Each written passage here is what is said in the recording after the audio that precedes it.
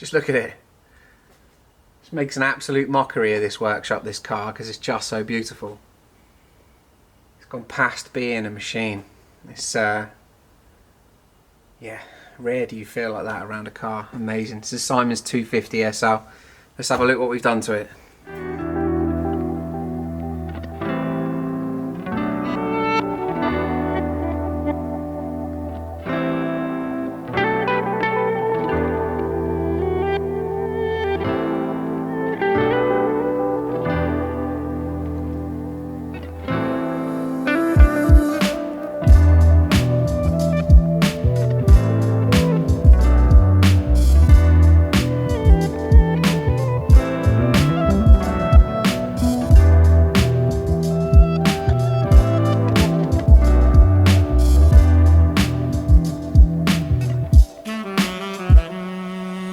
So we finished Simon's Defender.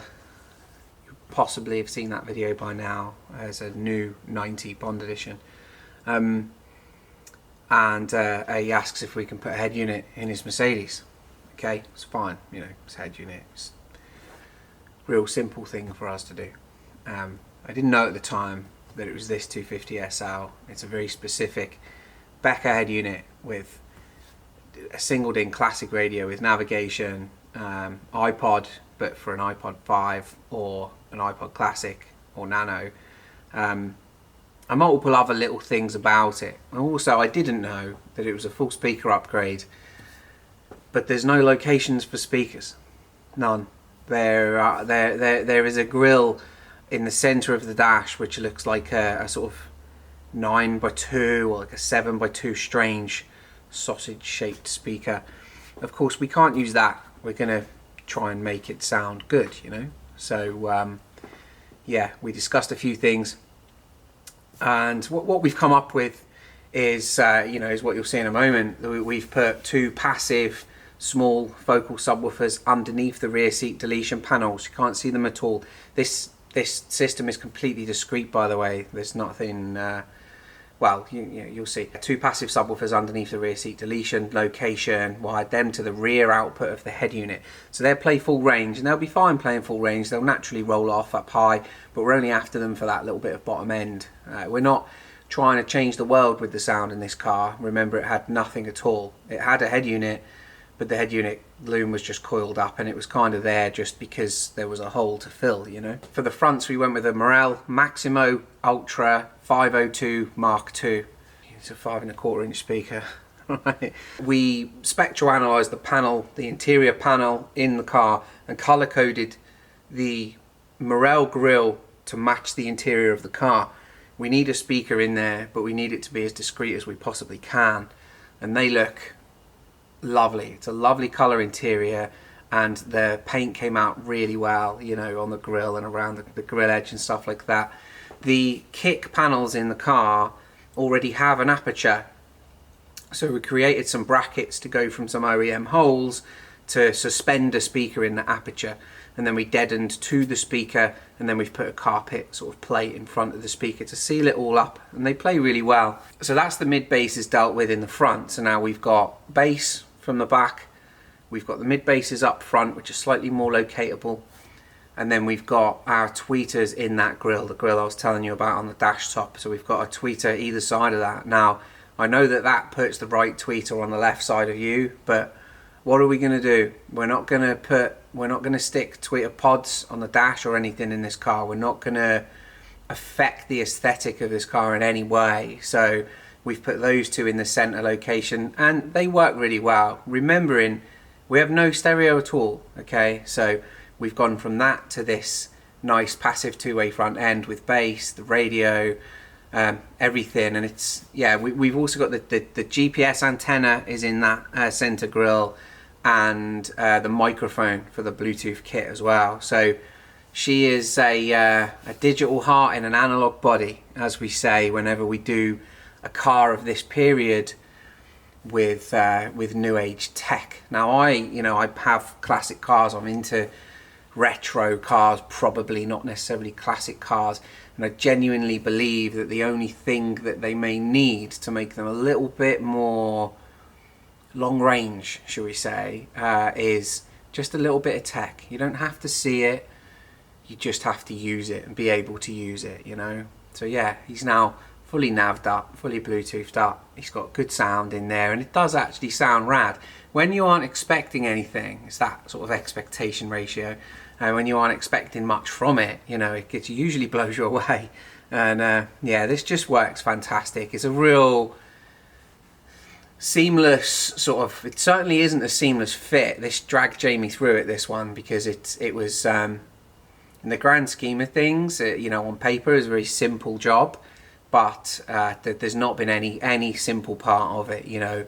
For instance, the carpet's bonded. So when you deal with a bonded carpet and you've got to send cables around the place, that's a tricky thing to have to deal with. So we have to unbond that and then rebond it. And luckily our upholstery skills here are a lot higher than, say, your average car audio place, you know. So we can deal with things like that.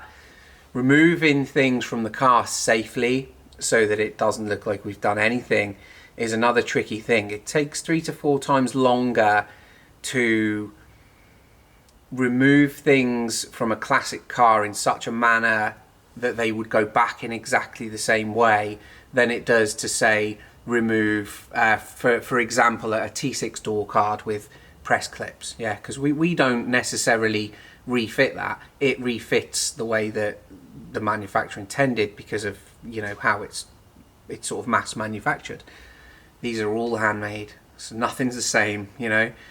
So it just makes things a little bit trickier. It's taken a little while to do, but just having it here, like, it's a strange thing when you've got a car that's sort of stunning like this in the workshop. It's intimidating because no one wants to go near it, because it's not like a about £500,000 hypercar that you can, you know, possibly replace because it's new, you know, or there's certain parts out there that are available if you know, if you were to scuff past it or something like this. Something like this it's very cherished and very rare. You know, you can't really replace. It's this kind of an irreplaceable thing. So yeah, it's quite intimidating to have it around, but at the same time, it's amazing just to sort of stand there and look at it a bit.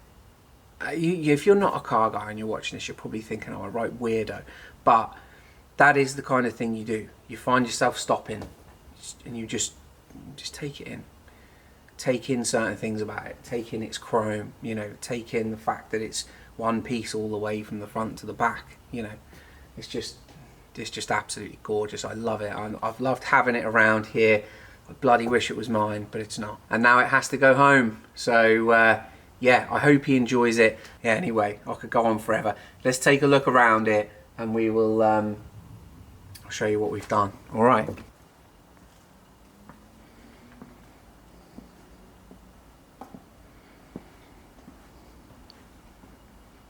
So there's nothing in the boot, nothing at all. We haven't done anything in there at all. Everything in here is passive. There's no amplifiers in here other than on the head unit. The head unit is the Becker Mexico. Quite a modern unit in a very classic, sort of classy chrome finish for this car, and it just fits in here perfectly. You can just see down there the mid-bass grille in the kick. Now, if I was to point the camera straight down there and put it right in the face of the camera, it'd be a very obvious thing, but if you take in the car as a whole, you just can't see that they're in there, you know.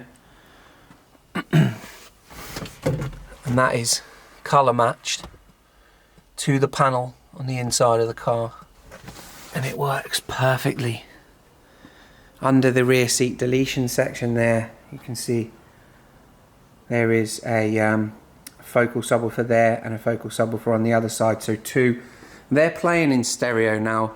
Now Focal brand those products as subwoofers, and they're not subwoofers really, in my opinion. They'll never be able to deal with the type of frequencies that we want from, you know, from a proper subwoofer. So we treat them as mid basses. I've got them in one of my cars under the seats, running as a mid bass because there's no mid bass option. In this, we're running them like that as well. So they will try and play all the way down, but they're not going to play all the way down. So they're best treated as a stereo sealed mid bass in the back. You know, no high frequency from them, so they're nice and fine to be tucked away under that rear seat deletion area there. Yeah, and this, in my opinion, is how you deal with a classic car or a vintage car that doesn't want to be disturbed by your tech. You know, this is how you nail it, really, in my opinion, is you keep it discreet like that, allow the car to dictate what you do. So don't, and of course this is my opinion, but